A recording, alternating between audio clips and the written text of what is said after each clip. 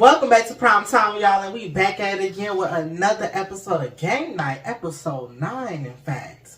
Before we get to this episode, go ahead and get your meal, your drink, your blunts, or your snack.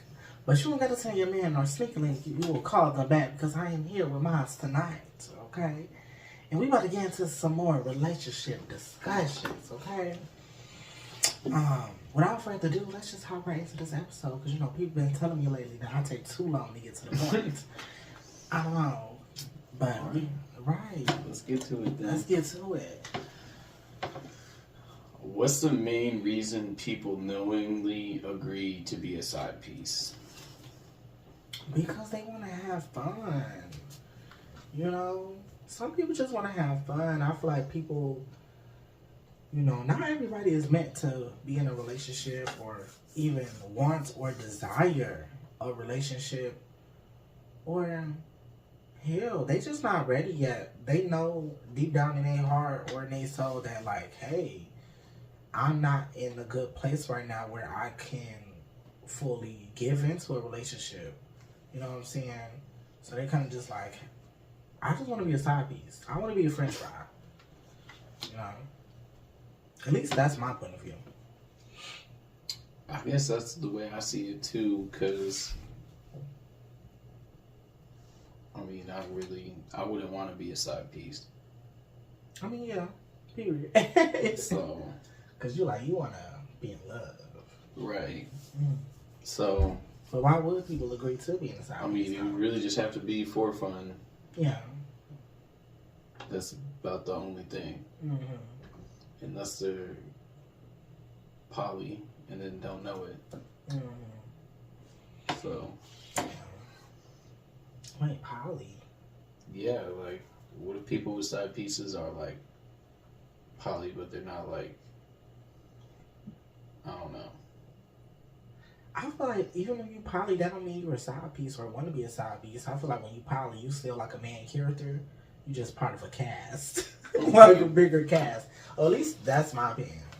I don't know. But I see what you're trying to say. Yeah, I really don't know how, because there's different dynamics to all different kinds of relationships. So, I don't know. Is it better to tell your side piece the truth about your primary relationship or hide it from them? What are the pros and the cons? Yeah, I think you should tell the truth because you can get, like, them in a way. Yeah. You know? So I think they should be honest with the side piece and just be upfront. You know, I feel like a lot of them really would just prefer it like that anyways. So. I feel like it depends on the situation. Honestly, I feel like a lot of side pieces, when they know that they're the side piece, like, they don't want to be the side piece no more. Or they gonna only want to be a side piece for a limited amount of time before they want more. They want to be the main entree. Right, you know. But if they a side piece and they know it's not no other piece, then they feel like the main entree, if that makes sense. But they still a side piece. Like, for example, with our dynamic, I feel like when I let people know, like, oh, I'm in an open relationship, they don't even want to mess with me no more. Yeah. So I'd be like, damn, I probably shouldn't have even said nothing. And just got my little 1-2s out. And then it would have been just that. You know what I'm saying? Whereas when I tell them, they're like, I don't know. Or they be like, I'm not interested at all. Yeah. And they'd be interested in having fun. But once they know, like, hey, I'm in a relationship. Yeah, that's it. They're like, nah. Which to each his own. I feel like maybe I should start being like, look. But it's like. I mean, I'm not going to say I'm going to start lying. But maybe I'm not just going to be willingly giving that information out loud. If they ask, I'll be like, yeah. But the second part of it is like, it's Grindr. So it's like. Right, like, why y'all need to even be talking about all that anyway? Like, why do you even ask about my relationship status, but you don't even know my name first? Or we ain't seen a face picture. Oh. Like. Okay. To each his own. Right. True or false? Having a secret side piece can enhance your primary relationship.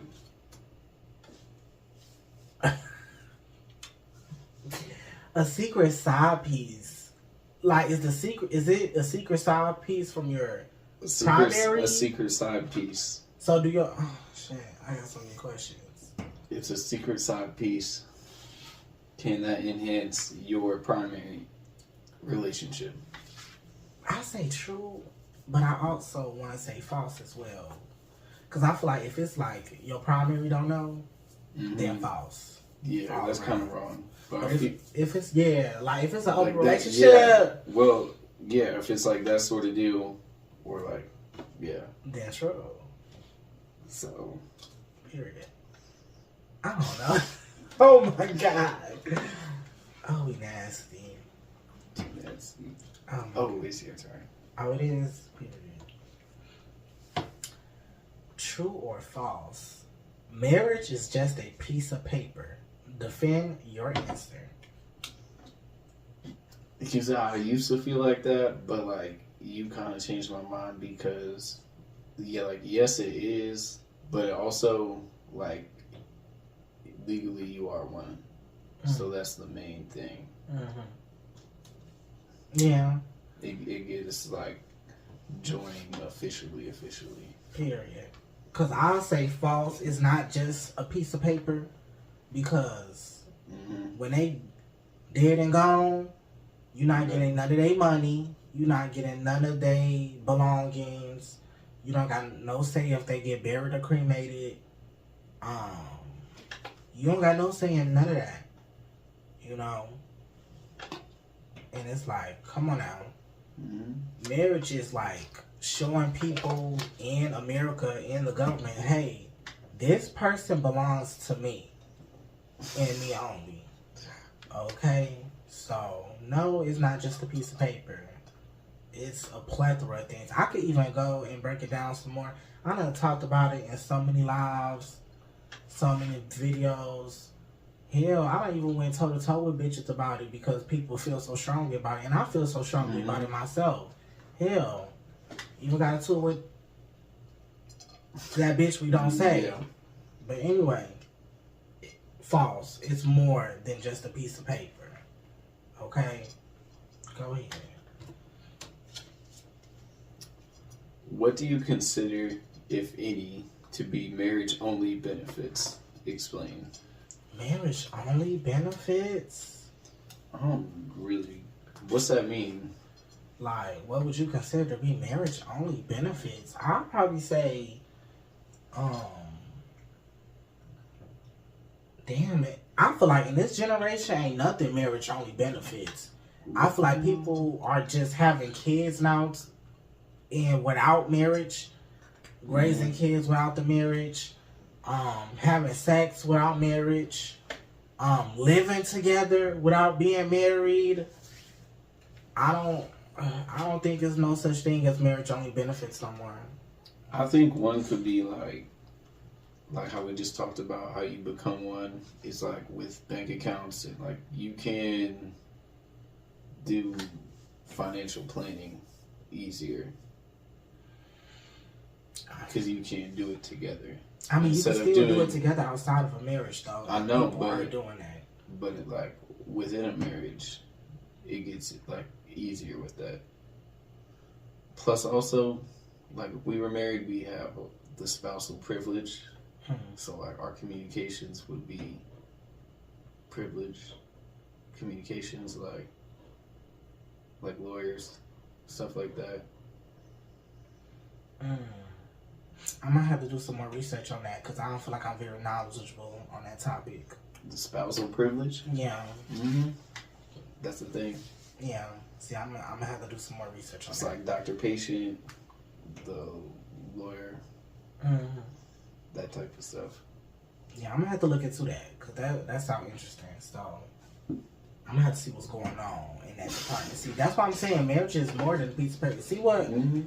Everything that comes with a marriage, and that's just a piece of paper. See, let me not before I get y'all. You know that topic gets me. That topic get me riled up. True or false? Marriage doesn't offer as much benefit to women as it traditionally used to. Defend your answer. I mean, what's that supposed to mean? Like, women were supposed to be like married and then have kids and then take care of the house and the kids. So, I mean, isn't that like nowadays that's not the case? Like, I feel like there was a box for them to fit in. Oh, I don't know where you're trying to go with it. What I was gonna say was false. I feel like it just depends on who you with. Your marriage depends on who you are with. Honestly, so that depends on what benefits you are getting with that person. True. I feel like nowadays, you gonna benefit how you benefit, depending on if you picked right. If you ain't picked right, nothing is gonna seem beneficial. So, I'll say false. I'm gonna say false too, because I just don't think that that's true. Yeah. And it depends on who you're with. Yeah, period. Okay. Is it my turn? Yeah. What's the number one thing a man has to have together before getting married? His finances. Like, why are you getting married and your finances are not together? Now, I'm not saying you gotta be rich. That's not what I'm saying. I'm not saying you gotta be rich, but you need to be financially stable. You need to have a savings. You know what I'm saying? You need to have your own car. Your own place. Be able to take care of yourself. And not only be able to take care of yourself, but to take care of another person if need be. Okay? Not saying you need to be able to be taking care of your partner / spouse. But let's say they lose their job. They lose their car. You need to be there to pick them up when they fall. Yeah. Because life happens. So. That would be my thing too, like financially stable, secure, that sort of thing. And then also working to get to the next step or have a goal. Period. And emotionally stable. That too. You need to be in check of your emotions, which I feel like I'm personally still working on. I feel like I let my emotions dictate a lot of my actions, which I feel like I need to work on that. That's why I'm not married. But I feel like when the time do come, I'm going to be there. And hopefully vice versa. Which I feel like you are better in tune with your emotions than I am. So, hey. It's that water. That Colucci. They're not gonna know what we talking about. It's an inside thing. Is it a red flag for a person to refuse to sign a prenup?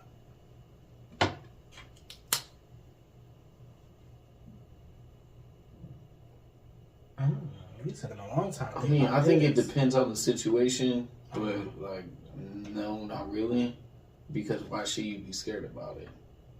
Period. But I could see a situation where a really rich person is marrying somebody who's not rich, and they could at least want to have some sort of protection.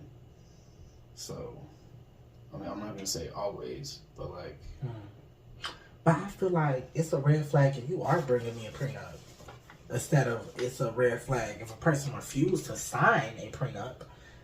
Because here's my thing: if you're doing right, a prenup shouldn't matter. That's true, but if you have so much money, that puts a target on you. So some people might take advantage. But correct me if I'm wrong. Yeah. Some people. But here's the thing: correct me if I'm wrong in the comments.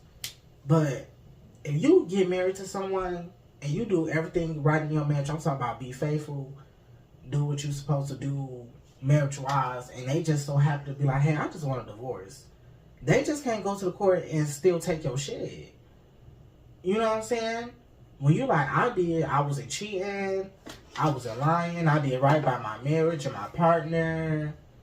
You know, I never laid a hand on them. I guess we fell out of love. You know? They can't just be like, oh, take your stuff.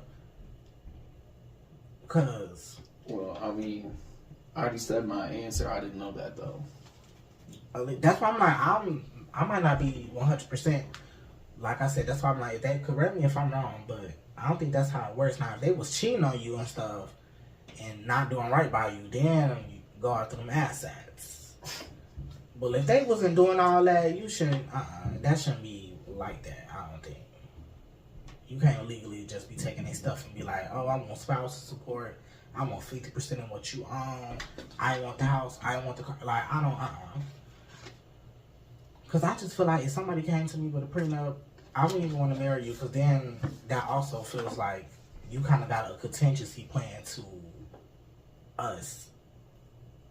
Because I feel like marriage is like a one and done. At least to me. Mm-hmm. We working through whatever we going through. So what we need a prenup for? We shouldn't even be talking about that, because that's not going to exist for us. At least that's how I'm moving. Because I feel like if you got a plan B, plan A ain't going to never work. But that's just my vibe. I think it's your turn. Yeah. True or false? A man will change his toxic behaviors, but only for the right women. Defend your answer. Hell yeah. I feel like for the right one, he gonna switch up real quick. And I'm talking about the right one for him. Not just, the woman is just right and here. I'm talking about the right one for him. Mm-hmm. He's gonna switch. You know, he could be toxic, a cheater, a liar, a manipulator, you know, broke. He gonna start hustling to changing his ways, being a good stand-up man. When it's that right person. Okay? All it takes is a little inspiration for some people. And he gotta want to change. Mm-hmm. And maybe he'll want to change if you that one for him. So I feel like, yeah. I do too. Yeah. Damn, I just been explaining. I mean... Damn, I probably adding too much that you don't got nothing to say. That's the thing. You just keep adding, and I'm like, well, you made all my points. And yeah. Like, damn. The points made. I be talking too damn much. I add more points when I have points to add. Yeah, you do. I be feeling seen. We be on the same period. Mm-hmm. True or false? What is your definition of submissive? And should women be submissive in committed relationships? Explain your answer. So, like, submissive would be... what's your definition of submissive? And should women be submissive? Just doing what you told, really, without question. You think so? Pretty much. And should women be submissive in committed relationships? That's up to each. There's gay relationships like that. But I mean, I don't think so. But that's up to each relationship. Like, if that's what they want that. But I don't think that's what's culturally accepted nowadays. Really? Why? Submissive, like, I don't think that's because all they're doing is like serving their man or their partner. I don't think that's necessarily like a popular or like people don't want that really. Maybe. Some people do. But I feel like there's not many people that do. I would say false. And what is my definition of submissive? I feel like submissiveness is when you are very, you know, you cooking, you cleaning. Yeah. You being attentive to their needs and their desires and what they want. You know, letting them be the dominant. Because you can't be submissive with no dominant. Submissiveness don't work at all without a dominant figure. You know. So besides the cooking, the cleaning, and, you know, the bills being paid. I mean, yeah. Because I feel like I can't be submissive, me personally, if the bill's not getting paid, if this not being handled, if you not acting a certain way, you know. I don't know. The definition of submissive could be so broad.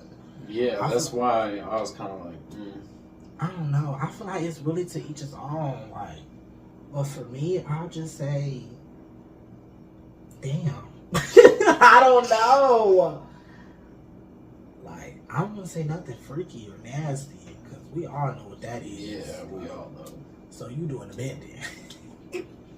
But no, like, I don't know what my definition of submissive is. I feel like if I see it, I'll be like, yeah, that's right there, right there. But I don't know how to break it down into tangible words. So, okay. Should women be submissive in committed relationships? That's to each his own.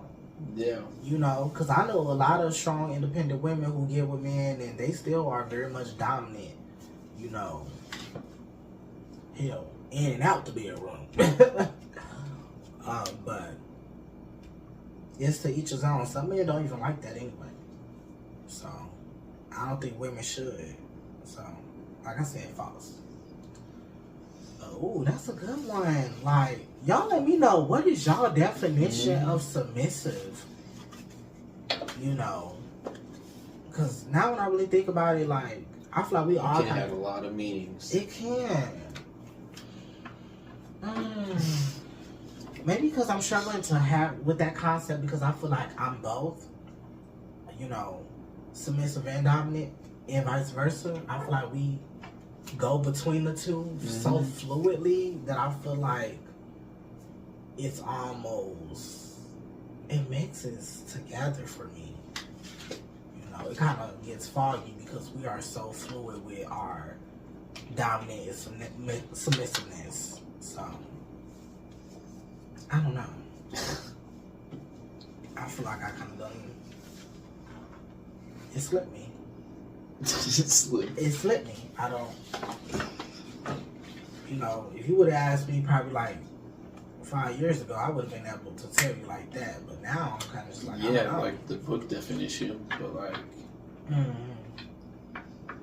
Now that I'm in love and a relationship, and it's more than just, oh, who's dominant, who's submissive. It's, oof. Sometimes I forget that word even exists, because we go between the two so often. But to each his own. But if you made it through this whole video, we love you. And y'all, we are going to be on the last episode. Come, what? Next episode? Should be the last episode, I think. I don't know. Yeah, episode. Maybe. The finale. Oh, what a season. Okay? But anyways, without further ado, make sure you leave a like, subscribe, and please hit the notification bell on the side so you will be notified the next time me or we upload. And we're going to catch you next time on another Prime Time. And we out.